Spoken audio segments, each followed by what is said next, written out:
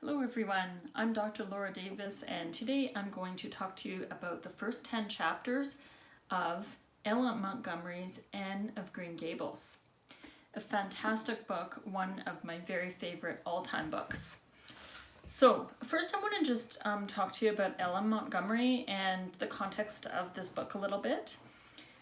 It is a very popular, well-known book. Everybody probably knows that already.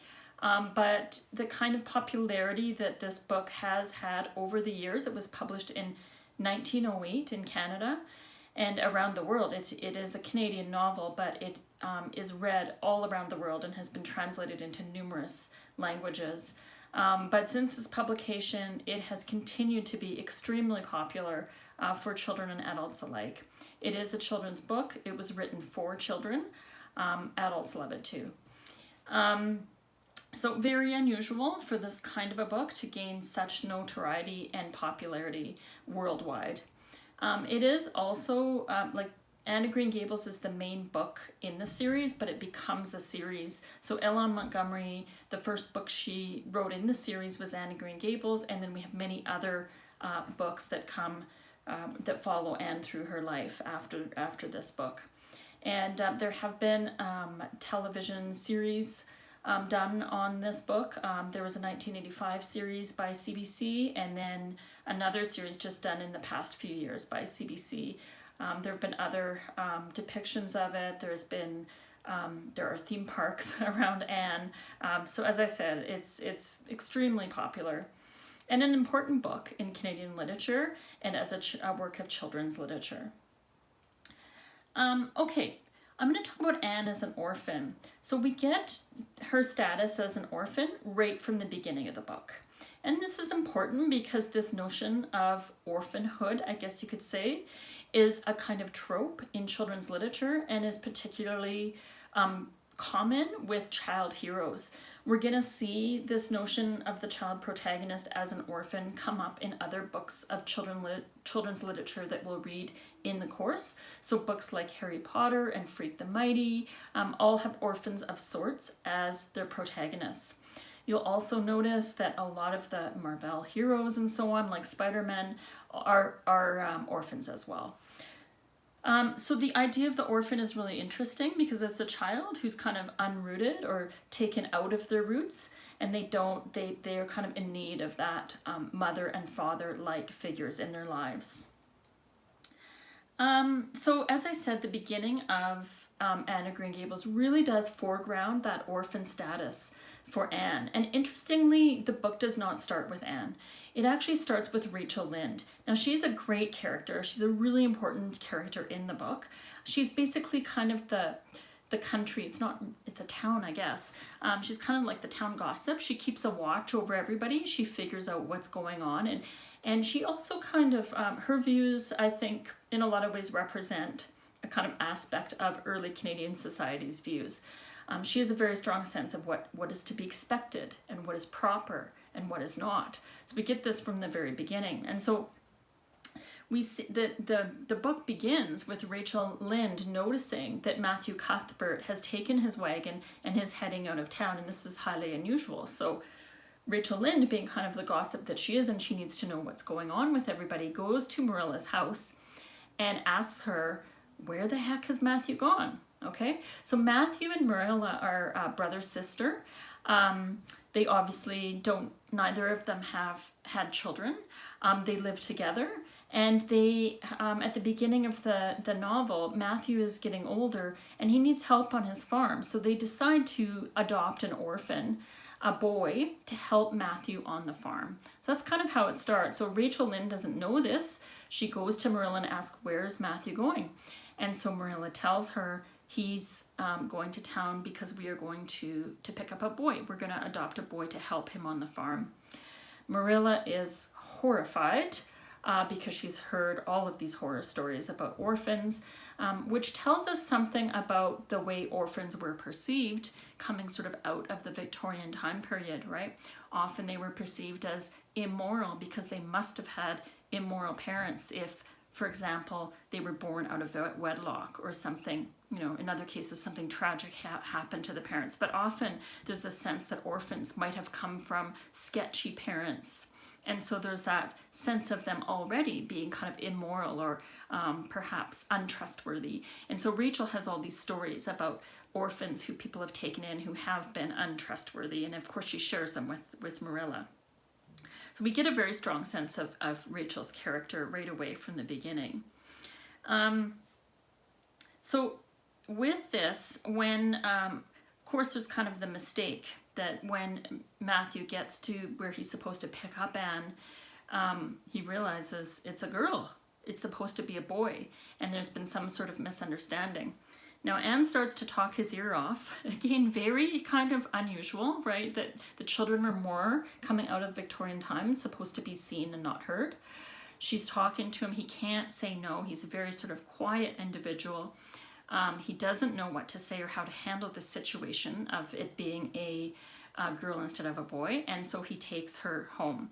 And on the way home is the delightful kind of descriptions of Anne looking at the world around her and being in absolute awe and wonder and really bringing everything to life. In fact, absolutely winning Matthew's heart, even on just that ride home. So her relationship to nature is really interesting there as she renames things in nature and the beautiful countryside of Prince Edward Island. She talks, she calls what is called the avenue, she calls it the white way of delight. And the way she describes it and the words she uses really gets, I think, all the readers and Matthew to see his whole surroundings in a new way. And we'll see throughout the book that Anne starts to bring Matthew and Marilla to life, right? That she sees the world anew and therefore she gets them to see it anew. She really brings something out of them. She gets them to live in a way that they haven't lived yet. So we'll see that happening, and that already happens in the journey home between Matthew and with Matthew and Anne. Now another thing is when they get home, of course, and this brings up gender issues as well, right? Gender's brought up right from the beginning. What are the roles of girls? What are the roles of boys? And it's very clear that Anne is not acceptable because she's not a boy, and so therefore in this time period she can't help on the farm. She might be a useful orphan if she was brought into a home where there were little children to look after. In fact, she's had that situation. We find out in chapter 5 about her history. And Marilla saves her from going to Mrs. Blewett, where she would have a horrible time looking after a bunch of children and being treated poorly by Mrs. Blewett, and Marilla knows that, so she saves her from that. But the orphan girl's job, the children's job, children were to be useful for that. That's one thing that's very clear, right? That they're adopting a child so that the child can be useful to them. So for them, it's supposed to be a boy because he would help Matthew on the farm. And Anne isn't of any use. There's a lot of talk about use, right? Because there are no children in the family for her to look after, as there might be in other families. So this whole idea that they would keep a girl actually flies in the face of what society at that time would expect and believe. And so that's why you have people like Rachel Lynde, kind of wondering, what the heck? Why would you keep a girl? There's no use for a girl for you, right? And even Marilla, very practical minded, thinks that as well. But as we will see as the book continues, Anne kind of finds her way into Marilla and Matthew's heart and vice versa. And that's what makes the book in part so endearing, is that they do change each other. Okay, I want to talk about Anne and the theme of identity. So typical of a Bildungsroman novel, Anne creates and discovers her identity throughout the book. And I think a lot of this in the early chapters comes across through naming. You notice that Anne pays a lot of attention to language and naming. And so when Marilla asks her name, she says it's Cordelia because she wants to be called Cordelia. And she really sees a connection between naming, language, and the thing itself. And so this sense of trying to be someone who she thinks is not. She thinks she's ugly. She doesn't like her red hair.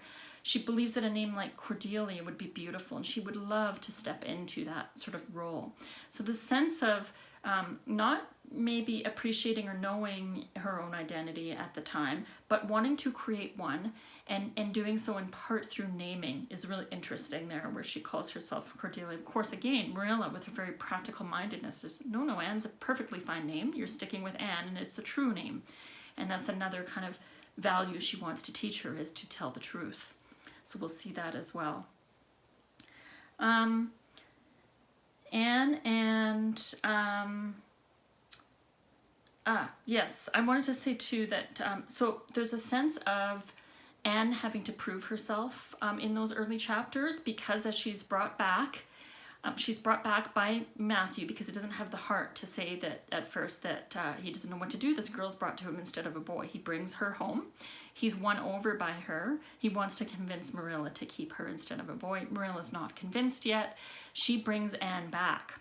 But when she brings her back to Mrs. Peters and says a mistake's been made, we're supposed to have a boy, Mrs. Peters says, oh, well, great, Mrs. Blewett's looking for someone to look after her children. There's all these children she has to look after. And Marilla knows how horrible Mrs. Blewett is and how strict she is, and what a difficult life Anne would have if she was to be given to Mrs. Blewett.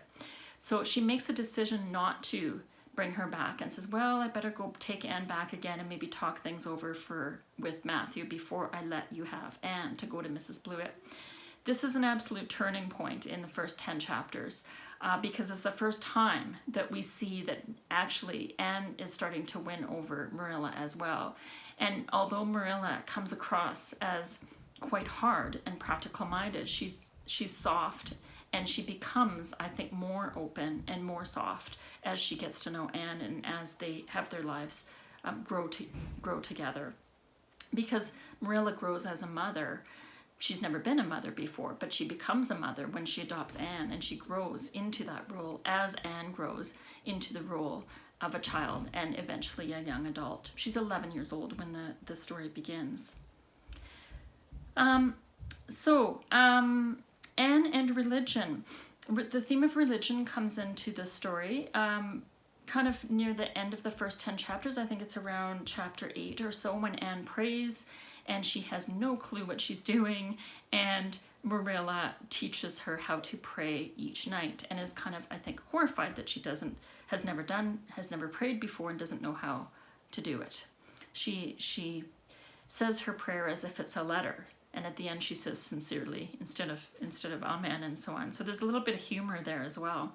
But I think that the theme of religion comes into it, and I think it's worth paying attention to how Anne views religion, because though she doesn't know how to pray and she hasn't been taught before, she is, I would argue, religious, or at least spiritual, right from the beginning.